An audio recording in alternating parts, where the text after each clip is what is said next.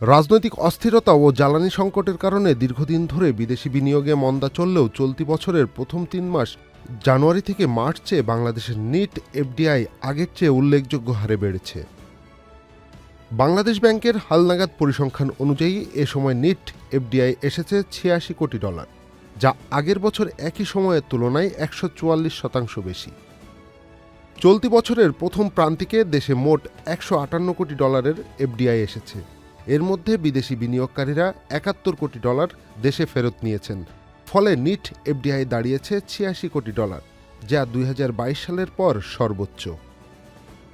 বাংলাদেশ ব্যাংকের তথ্য অনুযায়ী নতুন ইকুইটি বিনিয়োগ এসেছে $২৭ কোটি, পুনর্বিনিয়োগ এসেছে $১৯ কোটি এবং আন্তঃকোম্পানি ঋণ থেকে এসেছে $৪০ কোটি। দেশে মোট এফডিআইয়ের বড় একটি অংশ আসে আগে থেকেই বিনিয়োগ করা কোম্পানিগুলোর আয় পুনর্বিনিয়োগের মাধ্যমে। এদিকে এফডিআই বৃদ্ধির জন্য প্রণোদনা বিষয়ক মতামত দিতে ৫ সদস্যের একটি আহ্বায়ক কমিটি গঠন করেছে সরকার। প্রধান উপদেষ্টার কার্যালয় থেকে ২৯ মে এ সংক্রান্ত প্রজ্ঞাপন জারি করা হয়েছে।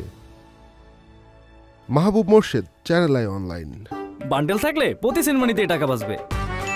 বিকাশ সেনমানি বান্ডেল কিনে জিতুন প্রতি লেনদেনে। শুরু হয়েছে standard charter channel I agro অ্যাওয়ার্ডের ১০ম আয়োজনের মনোনয়ন গ্রহণ।